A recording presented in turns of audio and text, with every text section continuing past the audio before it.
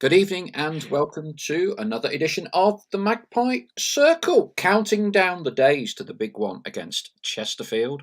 Live on television, something tells me this could be one of those defining moments when two of the top three meet head on at the top of the National League. How are we feeling after a penalty shootout at Meadow Lane yesterday afternoon?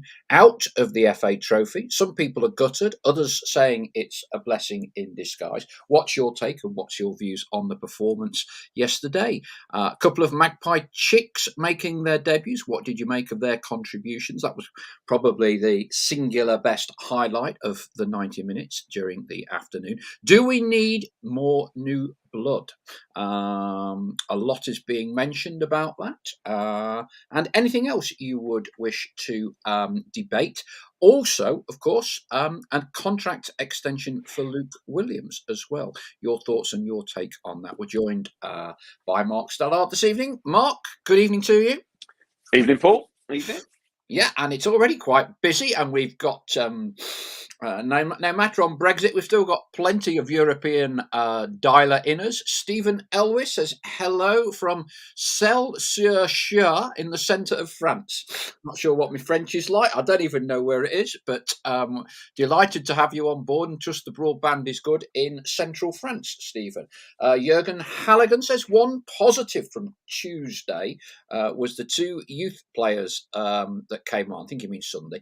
Was quite impressed. Roll on Chesterfield. Rich Hawksworth, evening all. Stay calm and think positive. Evening from Malcolm Shearston. Hi guys, says Nigel Hammond. Evening all from Chris Gosling. Cop the Lot says good evening all. No need to panic.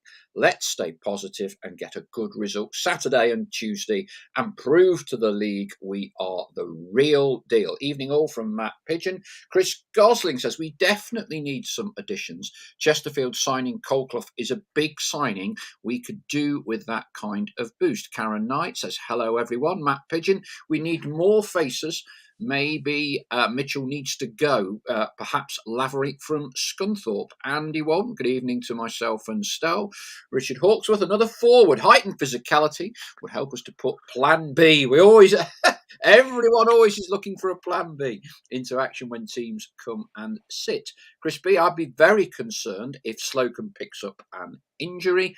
Jurgen Halligan, Mitchell needs to go out on loan to get some confidence, get another striker in on loan. Stel, it was a fairly strong team. Certainly plenty of first team experience. But we've gone out on penalties. 24 hours on. Happy or, as some of our supporter base is, gutted? Or somewhere in between, probably. Yeah, look, if I'm honest, I didn't cry myself to sleep last night. It's you wanted to win. There's no bones about it. Part of the fact is you want to win every game. You want to get that momentum and confidence up. Part of it, the fact that the next round is already potentially it's going to be a free weekend unless they can rearrange something because Eastleigh are already through. So there was no real reason to go. We needed to get out of competition, save game, save it. But again, I don't subscribe to the fact that if we had gone further in the competition or gone and won the competition and not got promoted, if it had cost us injuries, so that doesn't make success. Yes, winning the FA Trophy would be nice. It's a day out at Wembley for the fans, but the league is the absolute paramount importance for Notts, absolutely paramount, number one. And I think quite often managers play the cards close to the chest when it comes to competitions like the FA Trophy. I think Luke Williams played as open a hand as possible yesterday with losing the game, being behind 2-0, 2-1, and having Macaulay Langstaff sat on the bench and not at any point looking like bringing him on. Yeah, now, if the FA Trophy was anything like important, he'd have brought him on for 15, 20 minutes, to try and chase the game, try and get the goals. As it happened, we got back on terms, and obviously it was the penalties that cost us. But that, for me, showed, where it ranks in the importance. And again, nobody's got a crystal ball to say that if we'd have won yesterday, we'd have gone on and won the FA Trophy. No guarantees in that. Nobody knows that if we'd have won yesterday, we would or wouldn't have gone and got injuries in the rest of the cup run, and we wouldn't have known whether the shifting around of fixtures due to the FA Trophy taking precedence would have cost us in terms of having league games Saturday, Tuesday, Saturday at some point later on in the season. We'll never know. So it's all speculation. So I say, I didn't cry myself to sleep. I wanted to win the game. I want to win every game. But look, we've got 19 cup finals left. And who knows, maybe a couple more after that. But the league is the absolute bread and butter. And again, how do you judge a successful season for Notts? If we'd have won the FA Trophy this season, but not got promoted, is that successful? I don't think that is. Yeah, I wouldn't disagree with any of that stuff. Not necessarily playing devil's advocate, but we're struggling big time. We bring on not Macaulay and Langstaff, but we bring on two young ones for their first taste of senior football in inverted commas, and we come back to 2-2. I was an advocate. I knew it wouldn't happen, but I was an advocate of slinging basically the under-19s and 2 or 3 pros in. But there is a certain irony that we put 2 of them on, and we end up clawing it back and taking it to penalties. Yeah, a certain irony and pleasing to see. Pleasing to see in general that we got back into the game, showed that character and spirit and fighting. What was, far from a top performance. And again, goals change games and goals change your view of a game. We gifted them 2 goals. So if we don't gift them 2 goals, everyone goes, well, it wasn't a great performance, but they got the job done. But we gifted them their 2 goals. Credit to Maidstone, they came and made more of a fight of it than they did in the league game. Had a more attacking intent.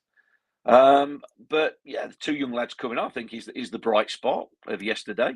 Looked, reasonably comfortable. Came on, made a good account of themselves. They will enjoy it. They will learn from it. They will never forget that. They will never, whatever they go on and do in their career, however long, short, or successful it may be, they will never forget that. Tripping out at Meadow Lane and making your debut in senior football. Doesn't matter the competition. They've done it. And now they've learnt a bit about what it's about and hopefully can go back. We don't maybe expect to see them too much in and around the first team, getting too many minutes maybe for the rest of the season. But they'll know what it's about. They've had a taste of it. And hopefully now they go back and kick on, joining in with the training with the first team and fight for a place.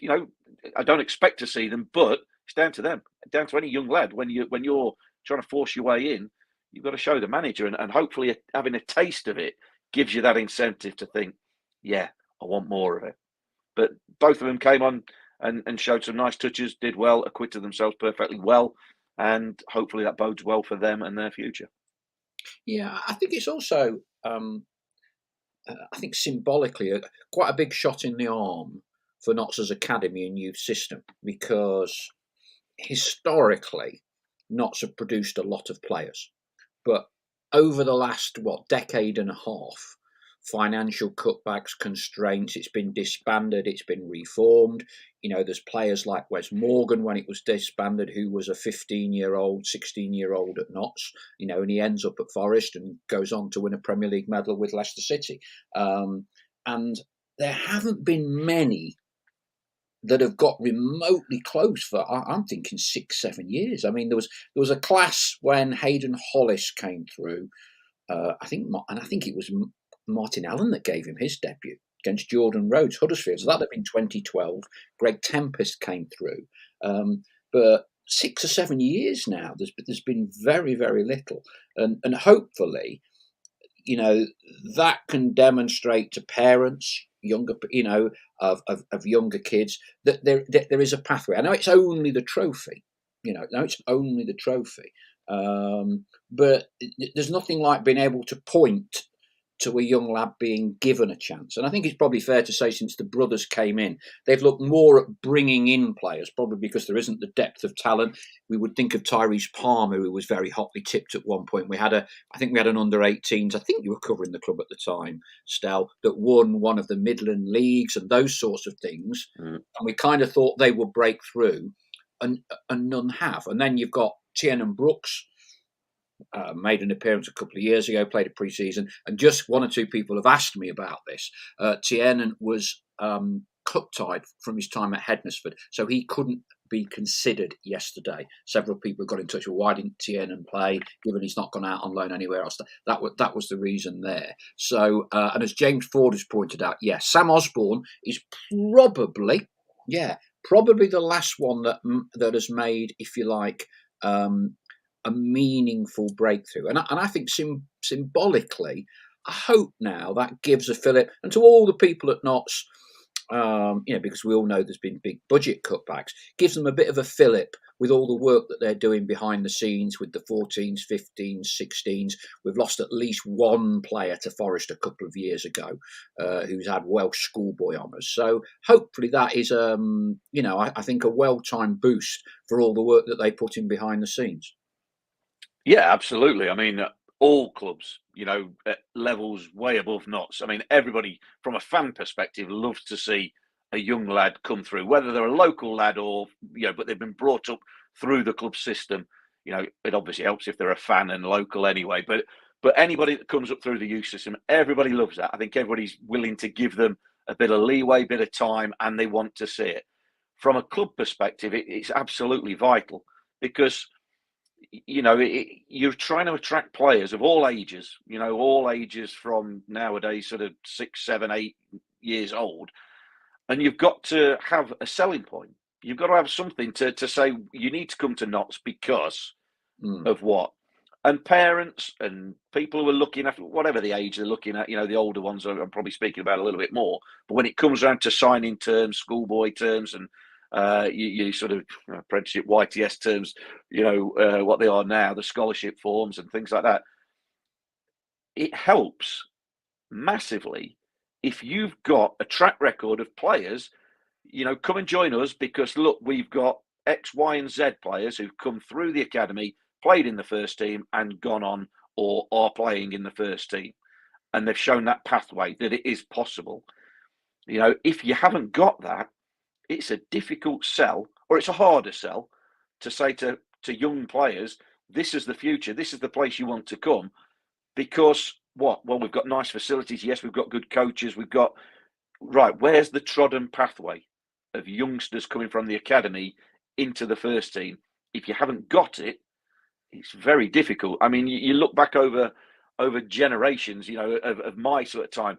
Crew were the team back in the day, weren't they? Just basically just churned out players through their academy or school of excellence as it was, straight into the first team, sold many of them on for plenty of money, plenty went on to have good careers.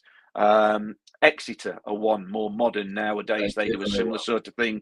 They encourage the manager, or the manager knows the script. Obviously, I speak to Nico. I know you speak to Nico Paul as Kevin well. Nicholson, who's down there.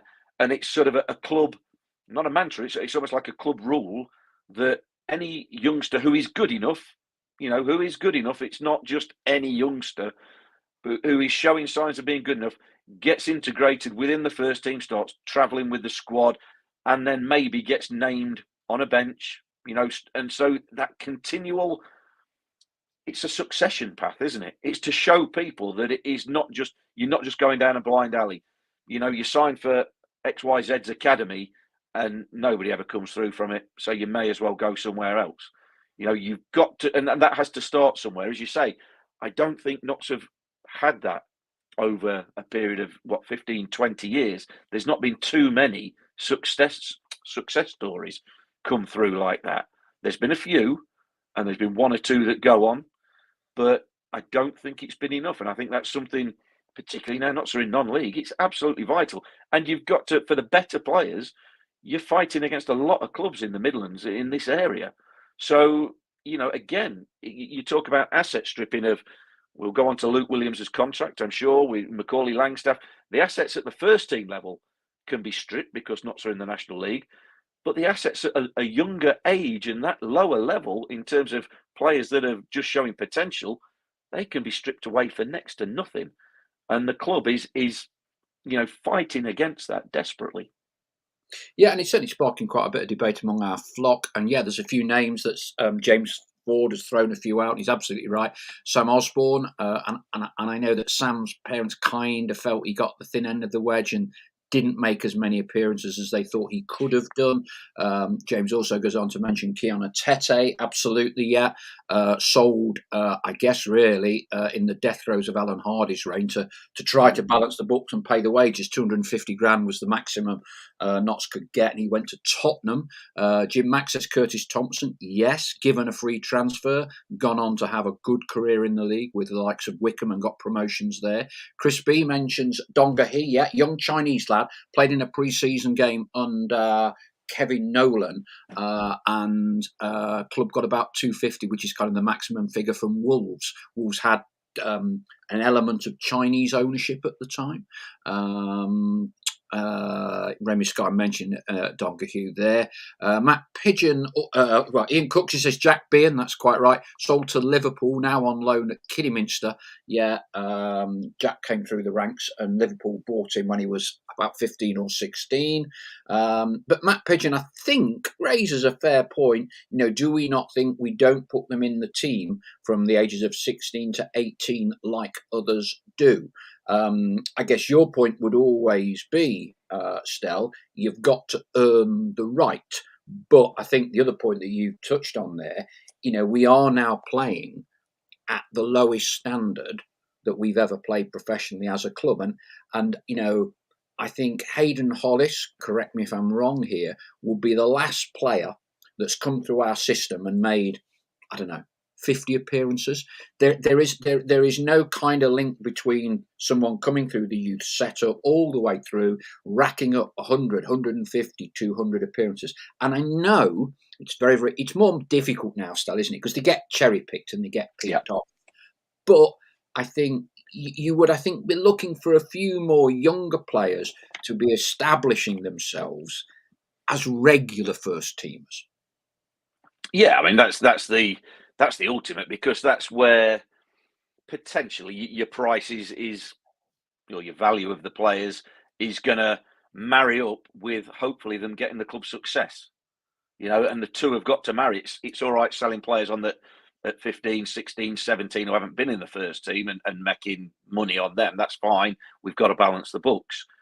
But you do want that pathway into the first team to get success for the team, to help them to be good enough players to get success with the team and then get bought on because, hey, they've got a young lad, they've won the league, and instead of him being worth, well, it will pay 250 grand for him because potential, he's got 30, 40 first team games, 50, 60, however many it might be, first team games under his belt. He's 19 years of age, and he's got a promotion as well on his sort of CV. And then he becomes 750,000, a million, whatever. It's easy to talk about. And you're absolutely right. You've got to marry the fact that this isn't a charity. You don't just go, well, if we've got any decent 16, 17-year-olds, they can come and travel with the first team. You can have a shirt. You can have a sit on the bench. That's not how football works, and nor should it. There's got to be that progression and that determination and drive to earn the right. But it is also a business, and you need that pathway. And it's marrying the two, which makes it so important that you've got from the board, the owners and the board level down, through the manager, into the academy via the coaches, that everybody's singing on the same sheet.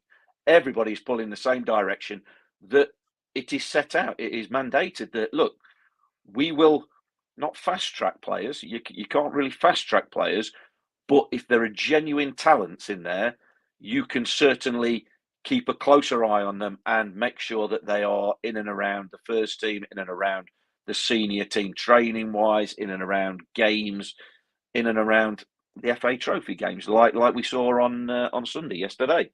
So it's trying to make sure that you've got that possible procession and progression for young players, for people on the outside to see Notts as a team that encourages youth, but at the same time, you can't always have 2 or 3 under 18s, under 19s on the bench just because you'll end up with a few disgruntled first team players, senior players, and that can upset the dressing room as well. So it's a balancing act, and it needs to be managed carefully, professionally, spoken about. But again, it all comes down to talent. In football, it all comes down to talent. With all the best will in the world, with what we want, we'd like to see a team with an average age of about 19 worth about £40 million on paper. But realistically, it's not going to happen. But you need to start, or ideally, you need to start bringing these players through, the younger players, if they're good enough. And that's the bottom line of it, if they're good enough. Yeah, I'm racking my brain cells now, Stel, because I know the Premier League. I'm not sure whether the Football League had a dabble with this. Would you ever support a system whereby the league mandates that you have to have 1 or 2 homegrown players that's come through your academy? I wouldn't be against it. I don't see a problem with that. I mean, if you want to strip it all back, I'd go back to why on earth can't we have 7 subs? But mandate 2 of them have got to be homegrown, come through the academy. And if you haven't got that, if you don't deem yourself to have had 2 good enough players, well, then you can only name 5 subs. So for clubs that don't want to put, what's wrong with that? How does? And I know the outcry from smaller clubs will be, well, that just favours the bigger clubs. Yeah, it probably does. But what's wrong with advocating 2 young lads or 2 homegrown talents? It's like I say, it's all a fillip for the academy system or the sort of scholarship system. It's an incentive to bring young players through. It's an open door for young players to say, look, the first team is not unattainable, but it's an incentive for them. It should be, hey, if they've got to put 2 on the bench, I want to be one of them too. And then when I get my chance, I want to be a starting berth. And I don't see anything wrong with that. Well, somebody far more intelligent than me might come up with a reason why it's not a great idea, but I see nothing wrong with that. Matt Pigeon says it is. It's a great idea. Shah Feet Up says, hi everyone. Thought this might interest you. I had a look, and since 2013, I can't believe you haven't already researched this stat, Stal, and during the live commentaries, I'll be disappointed if you weren't churning these out. Since 2013, Notts have played in 4 penalty shootouts, facing 21 penalties and conceding all 21. No saves or misses since 2013. Now, that may not be gospel, but Shaw Feetab is putting that one out there. Bloody hell. Hey, I hope we don't have a penalty shootout. God forbid we're in the playoffs. Bloody hell. I must admit, I mean, I can't think of the other penalty shootouts off the top of my head, but that's a hell of a stat, isn't it? Really, that is very good. Who was that came up with that? Games, please, Shafita. Churn the games out for us so we can absolutely. Just have a little, well done, Shafita. That's a fantastic stat. Yeah, good stat. I mean, it doesn't say much about our penalty saving record, but maybe they're saving them for taking us into the league. Maybe it'll go to penalties. Who knows? Playoff final, Wembley, 30,000 Notts fans there. What do you reckon? Who knows? That's if we don't win the league by 10 points, obviously. Yeah, I have a feeling, though, this is about now to be shot down in flames. Chris B, I was trying to remember if I'd seen one live before. Here's one we lost. The goalkeeping coach didn't cover himself any glory, shouting out "Oi" just before. So we lost against Horchurch, definitely. Now, Chris B mentions, and I think he might be right here, there was one against Havant and Waterlooville, and I think we won that. Oh God! Well, that's testing my memory. That's testing my memory. I'm sure our flock will be coming up here with some of these. There we go. Penalty shootouts, penalty shootouts. Charfita, you're right, Chris. I forgot that Havant and Waterloo one. I was wondering if we'd had one. Yeah, so probably so they must have missed at least one. Right. Credit to Chris then. Charfita, you just let yourself down a little bit there. Dear me. Charfetab said penalty shootouts: Maidstone, Hornchurch, Middlesbrough, and Scunthorpe. Right. Yeah. Luke Williams. Luke Williams. So, club put out the news that Luke signed an extended contract, and I think obviously they kept it nice and tightly sealed. Good news for everyone before the weekend. What's your take on that? Well, clever, decent, proactive decision by the club. You know, obviously, nobody's privy to the details of the contract. The what we assume is an improved contract for Luke Williams. You know, and his coaching staff. But obviously, an improved position for Notts County as a club to protect themselves. It seems like a common sense decision. Football's always a game that you're paid or you're rewarded for what you've done. You know, you sort of get rewarded retrospectively. You know, he's come in, had a fantastic start, better probably than I think anybody could have hoped for. And possibly because, you know, what happened with Ian Birchnell going to Forest Green, I think the club have moved to protect themselves.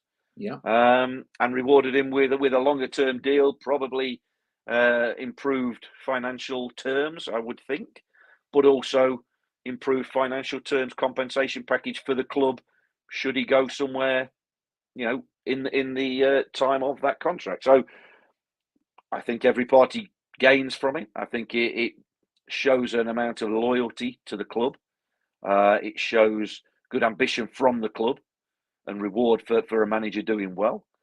So hopefully, you know, with him and Matty Palmer signing contracts in the last few weeks, that, you know, Notts are being proactive about not so much the recruitment, but about keeping the assets that are already in the building and looking after them and protecting them.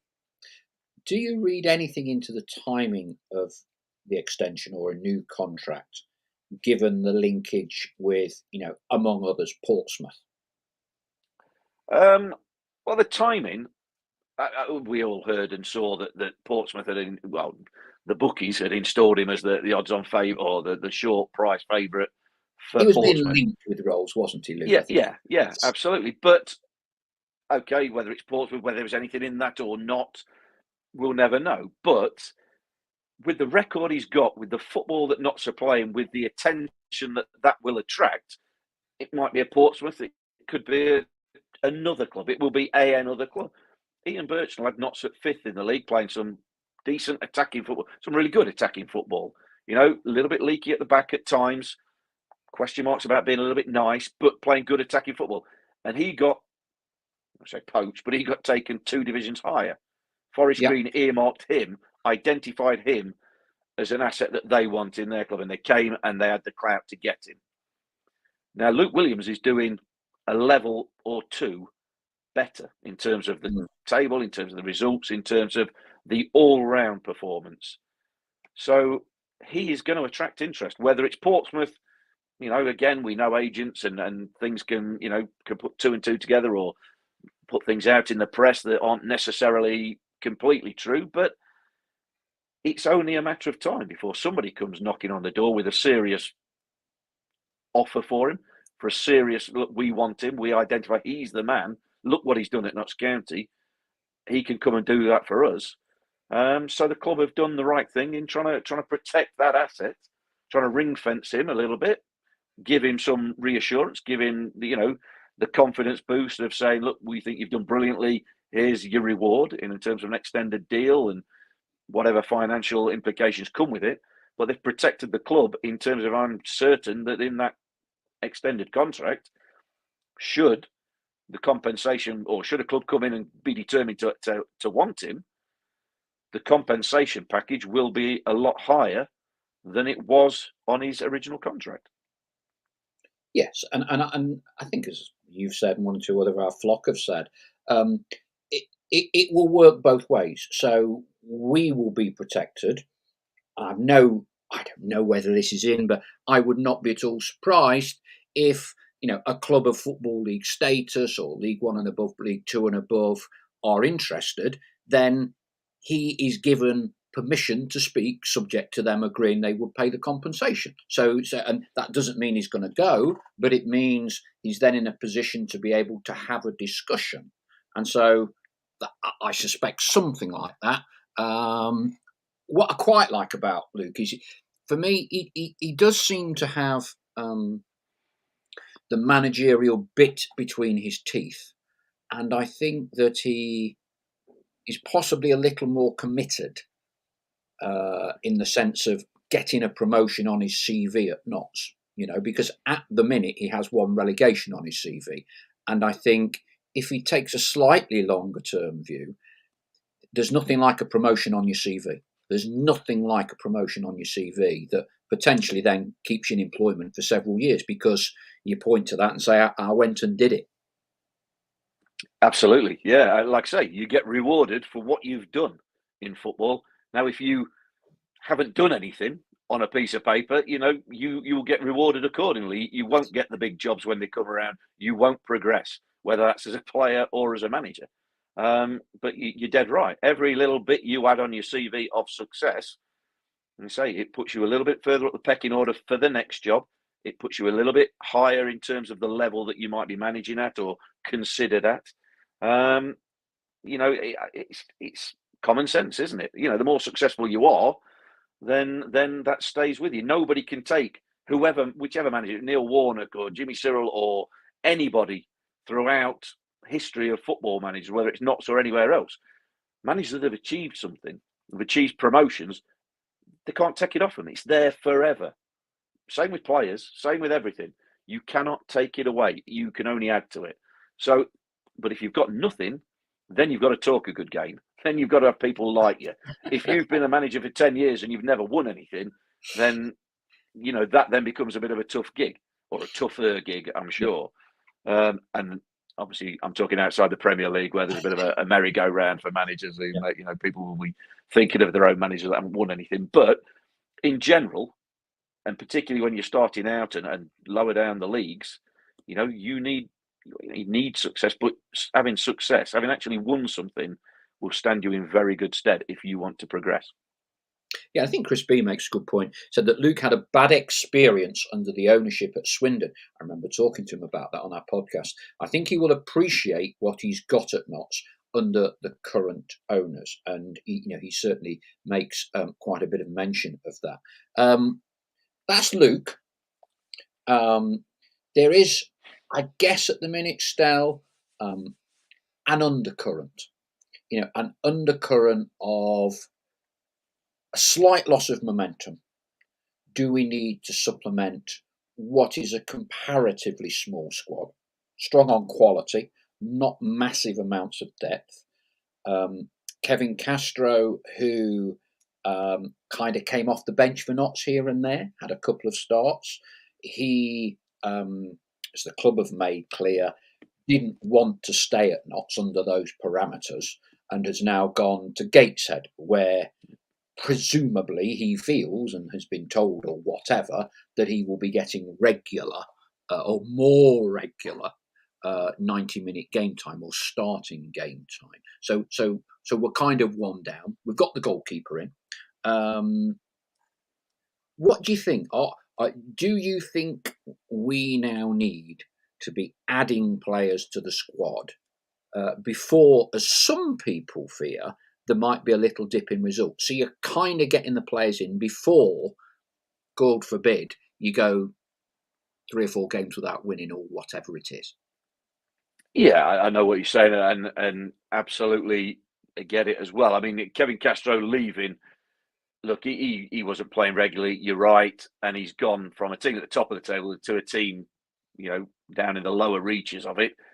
And his thinking is exactly that. Well, I didn't get enough minutes at the top of the table, but I'm sure as I'd back myself to play more down at the bottom of the table. That's sort of common sense. You think you're not fighting against or competing with as talented players. In terms of recruitment, my thought on that hasn't really changed in the recent weeks.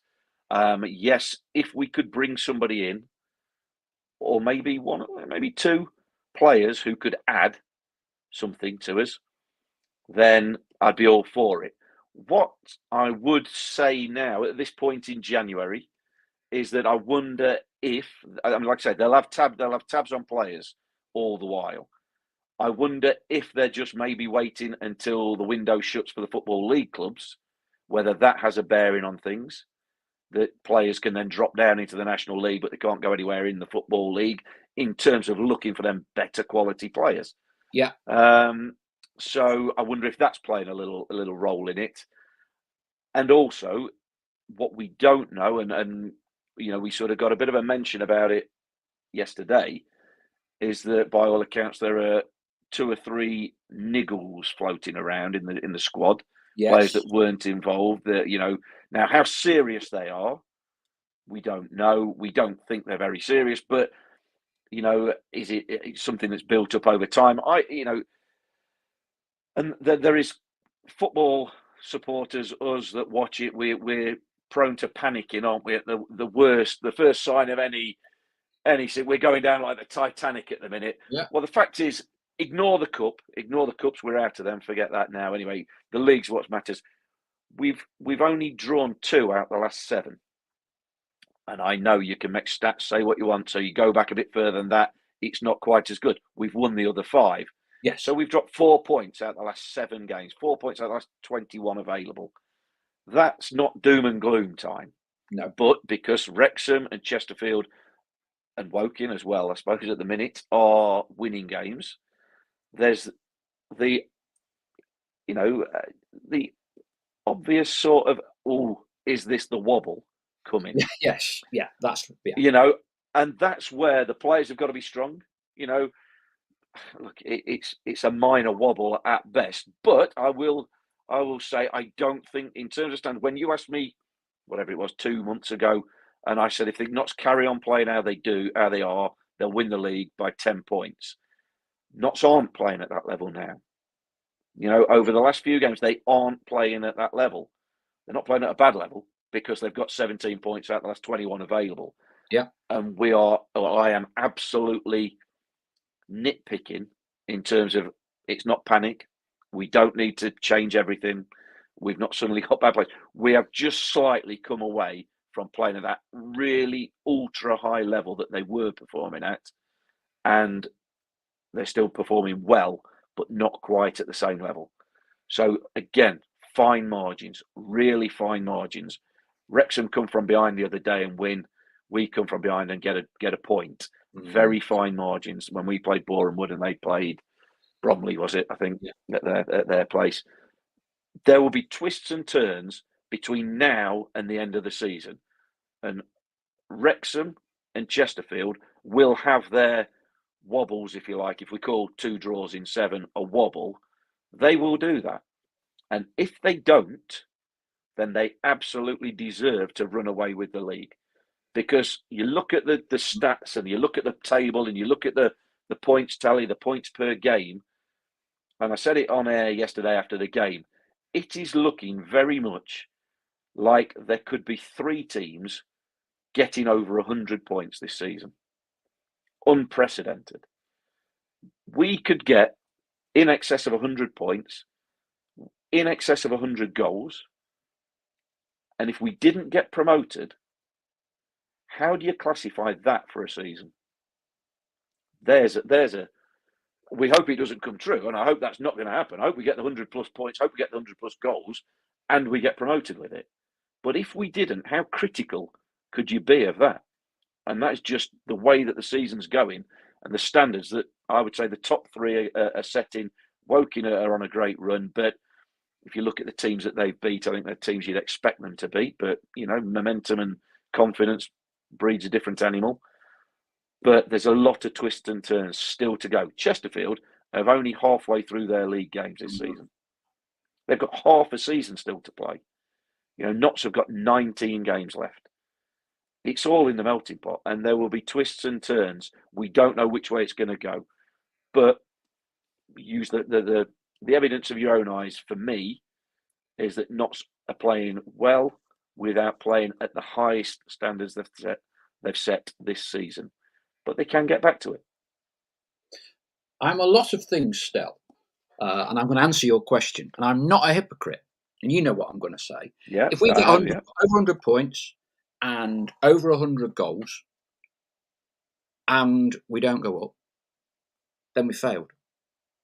Because to me, it does. You're not competing to get 103 points or 104 points or 105 points. You're not competing to get 100 goals. You're competing to get more points than anyone else in the league in that year because there's one promotion spot. So if you go up with 89 points, that is a greater achievement than not going up with 104, in my opinion. Because you're playing your point, everybody else you play, Mike yeah, Tyson, everyone's got a plan, so you get punched in the face. Everyone else is trying to stop you. And, and I thought it was, you know, typical in a way, but misleading. When Ian Birchnell was talking last year, we're a better team because we've got more points than the previous year. We finished fifth and we never ever threatened top spot. That was a way of masking by somehow trying to use statistics to say we're a better team. You're not a better team, right? It's about competing against the 23 other teams in that division in that year. We have Rob Ryan Red podcast on, don't we? And Wrexham did get over 100 points. I think it's quite a few years ago. Didn't go up. So it's been done before, where you've got over 100 points. They finished second and blew it in the playoffs and didn't go up. So there is a precedent for this. As competitive a division as it has been, there is a precedent. Right, the message boards have gone mental now, so I've just got to back up and down. They're probably all slagging me off now, but it don't matter. I will tell you what I think. Right, Chris Gosling. 4 weeks ago, new additions would have been nice. I think now it's becoming a bit of a necessity.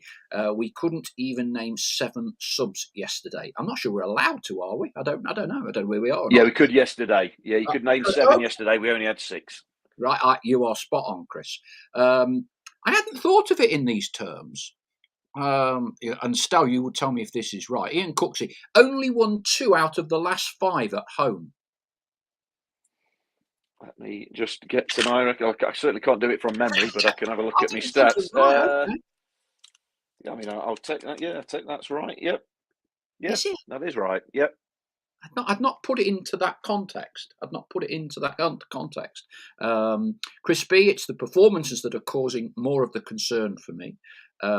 Chris Gosling, Luke Williams said injured players could have been patched up for a league game. Don't really want players playing through anything. We need fully fit, fresh legs. A tricky few weeks coming up. ZO, we've looked fatigued the last 2 home games. Jan was always going to be tough fixtures. Some fresh energy needed. Not convinced John Bostock improves us. Matt Pigeon, there's possibly 3 teams going to get over 100 points. He's obviously listening to you. Ian Cooksey, 2 casual at the back and 2 laboured up front, not shooting when they get the chance like they were doing. Ian Cooksey actually agrees with me. It's my alias. Nigel Cameron, I think we are more vulnerable at the back when Baldwin plays. Bostock isn't the solution, says Nigel. Arthur Bushby says Notts County for some reason. I don't know what that meant. It lost me there.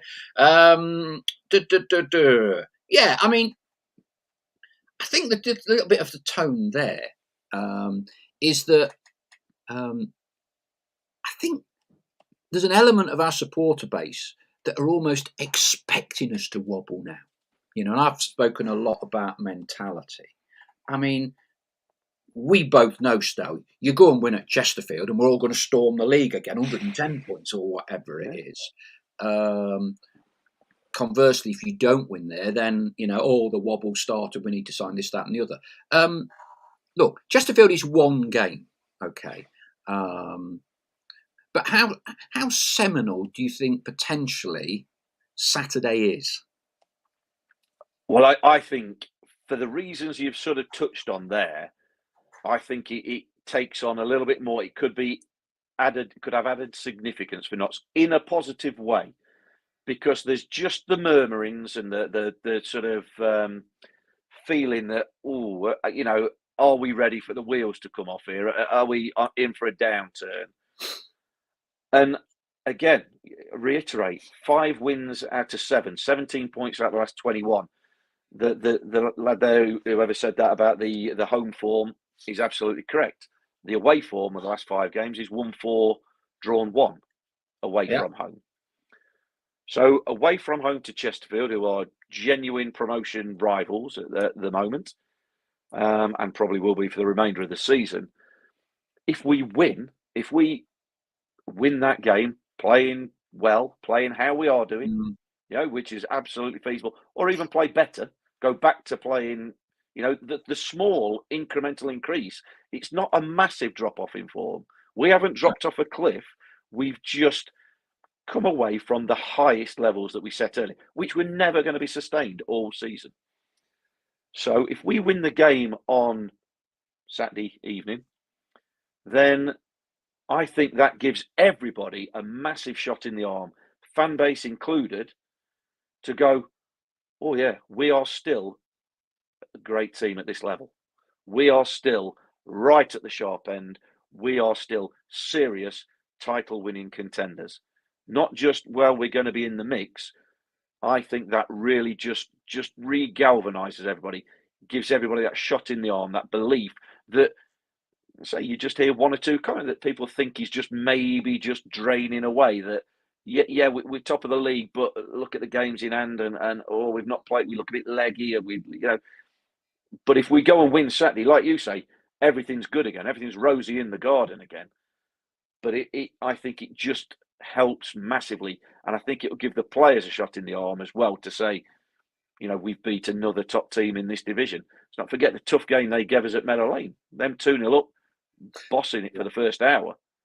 So we had to come back. So this is absolutely a tough game, and we may go there, we may not get the result we all want, but if we go there and win, I think it gives everybody a real boost, and everybody's back on track and back behind the team going, do you know what? This could be the season again, where you just feel like a little bit of that belief from 2 months ago, it just drifted slightly for no real massive reason. Again, we haven't dropped off a cliff. We're top of the table still. I know games in hand, but I know all that. But we've got points in the bag, and we haven't got a cup competition to take our minds off the main prize at the minute. So, look, there's loads of twists and turns to play to come. Loads, I'm sure there is. I'm sure we're going to see record numbers in terms of having to win the league, and record numbers of goals potentially. But it is not going to be plain sailing. But like, if somebody wins all the games from now to the end of the season, they absolutely fully deserve to win the league, and we hold our hands up and go, hey, we weren't quite good enough. Chris Gosling says Chesterfield is big. If they beat us, it gives them not just a boost, but Wrexham too. Changes the dynamics at the top of the table. Ian Cooksey, never mind Wrexham and Chesterfield, Woking could play a massive part in this race yet. Ian Cooksey, if we can't win Saturday, then we've got to make sure we don't lose. ZO, it's really sad that potentially 3 teams could do 100 points plus, but only one goes up. Can see another team come up from 6th or 7th and do a Grimsby in the playoffs. Kay says we look tired, simple, overtraining perhaps. Remy Sky from New York, I feel some of this talk, lads, is bloody madness. We're bloody number 1 in the league. Yes, the dead fools at Wrexham are in a worrying spot due to a lack of some games played, but still we are number 1. Yeah, we get well done, Remy. We're top. David Amy says if we cannot get 3 points Saturday, we need 4 new players. Okay, 2 in defence and 2 in the forwards. Andy Walton, don't think we're playing much worse, but I think more teams are understanding how to play against us. We need to go 4-5-1 away. Chris Gosling, ironically, I'm watching Chesterfield versus West Brom tomorrow night. My workplace has a hospitality season ticket there. I'll be interested to see them firsthand before Saturday. Be interested to see whether Luke Williams goes up, actually. He might be there with you, Chris. Keep an eye out for him, running the rule over things. And you touched on this, Stel, in your previous answer. When Chesterfield came to town earlier this season, to be honest, we, on the one hand, we escaped with a 2-2 draw when we were 2-0 down, and having got to 2-2, we may well have gone on to win it. But I've got to say, for an hour, we were distinctly second best. Normally, whoever we play, you can say, even if you're not 100% convinced we will definitely win, we'll have 60-70% possession.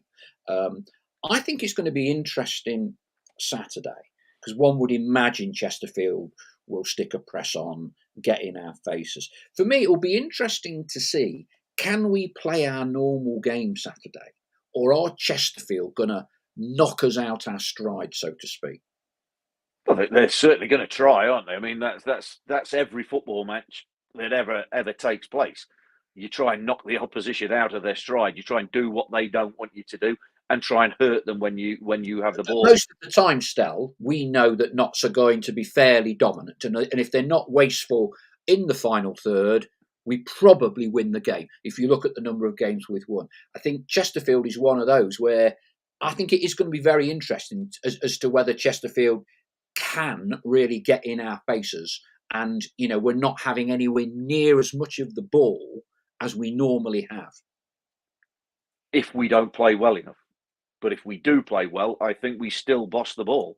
I know Paul Cook's team at Chesterfield, they'll try and play as well. They're not, wacky merchant. They try and play as well. So you've got two teams who want to have control of the football, and it will come down to who performs better, who uses the ball better, who is on song, if you like. There is, you could argue, there's a very, very fine margin between the two teams if they play well. But the beauty of sport, any sport at any level, is everything that's gone before, every performance, good or bad, doesn't count one iota once the whistle starts for the new game. You've got to do it again. And that's why whoever wins the league deserves to win the league, because they've done it the most over 46 games. And when Notts and Chesterfield kick off on Saturday, if Notts can pass the ball and play well with the ball, and obviously without the ball, then I still expect them to dominate.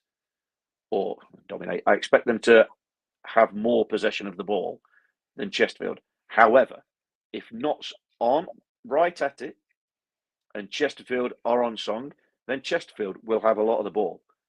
And then it's about how you hurt the opposition. But again, you have to remember, having the ball, yes, you control the game, but doesn't guarantee 3 points. It's what you do with it when you've got it that really counts. And again, we're back to the old adage of the two boxers. What happens in both penalty areas will decide the game. It's a fine margin, but again, I will, and I'm not privy, obviously, to watching Chesterfield and Wrexham throughout the season. But if they've reached a higher standards than Notts set this season, I think they're lying. I think Notts have set the high standard. And that's going from, obviously, watching Notts with my own eyes, only seeing Chesterfield once, only seeing Wrexham once, but listening to what people around the National League say and speak about.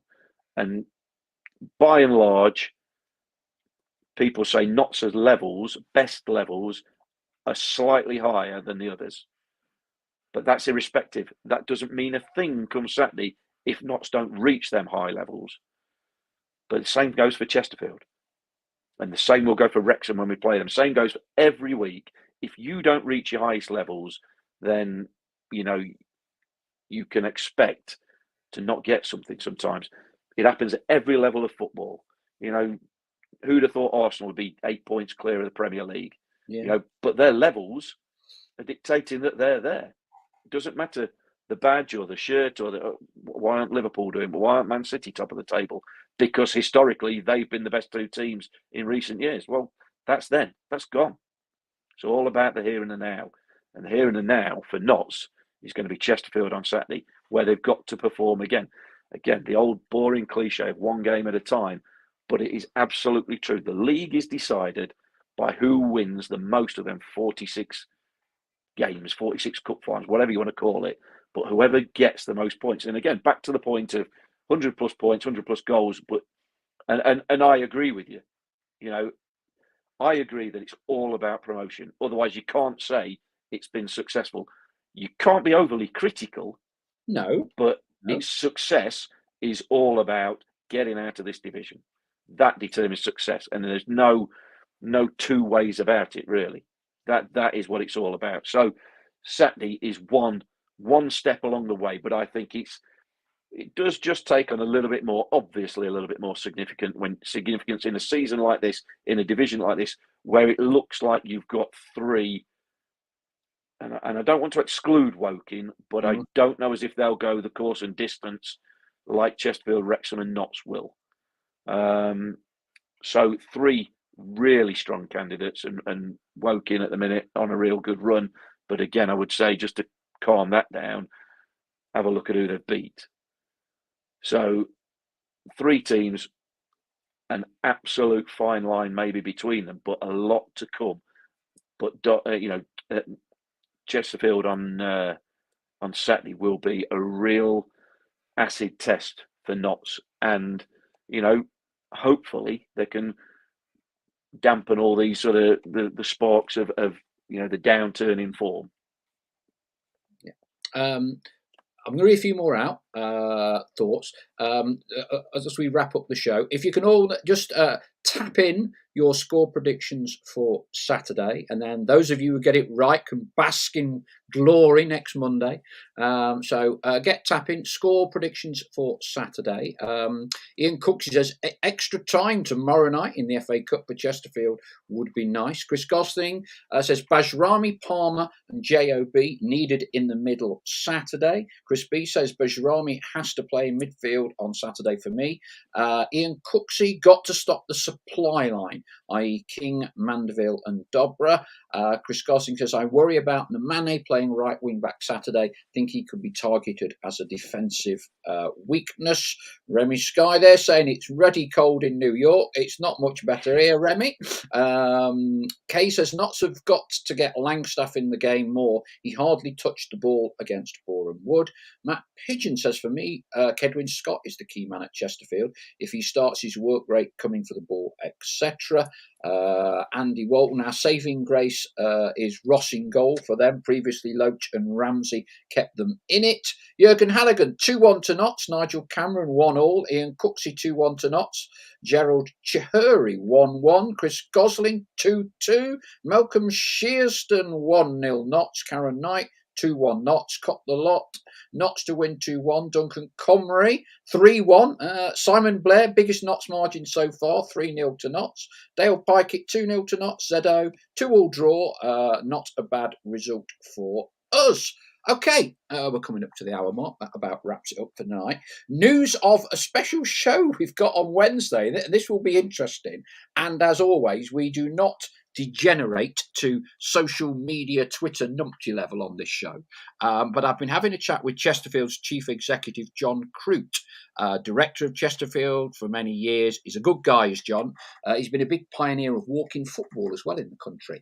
And he will be explaining to us, in his youth, he used to be a Notts County season ticket holder. I'm not sure how that one will go down with Chesterfield fans when they find out. But anyway, so John's coming on for a special show to help us preview the Chesterfield game. So all dial in for that one, 7 o'clock on Wednesday, and we can have a chat with John about Chesterfield. I think comparisons, Chesterfield have a trust model at the moment. He can talk to us a bit about that as well. So that's 7 o'clock on Wednesday. Stel, you're looking a bit. Is the dog in there? The dog's just come in to have his say. He says we're going to win 3-0. So, so if it's 3-0. If it's 3-0, the tipping odds go to Simon Blair and Stell's dog, who is called Alfie. So Alfie. if it's 3-0, Paul, I'll put him on for the remainder of the season on these podcasts. Alfie the dog, get him doing that, and I'll lie on the floor in the corner. Very good, very good. Stel, as always, thank you very much. You will be there, of course, on Saturday. Yes, yeah, definitely there. Yeah, absolutely. Yeah. And we think Charlie may be there. I think so, yeah. I think Charlie's going to be available for this one. He's not going to miss this one, I don't think. But like I say, things can always change at the last minute. But I think Charlie's due to be there, yeah. excellent. And of course, it is on the television as well. That's it from Mark and from myself for this evening. We'll be back 7 o'clock on Wednesday with Chesterfield Director and Chief Executive John Crute setting the scene for the big derby match on Saturday. Thank you very much, as always, for your participation and your observations and reactions. We'll see you all very soon. Thank you for now. Cheers.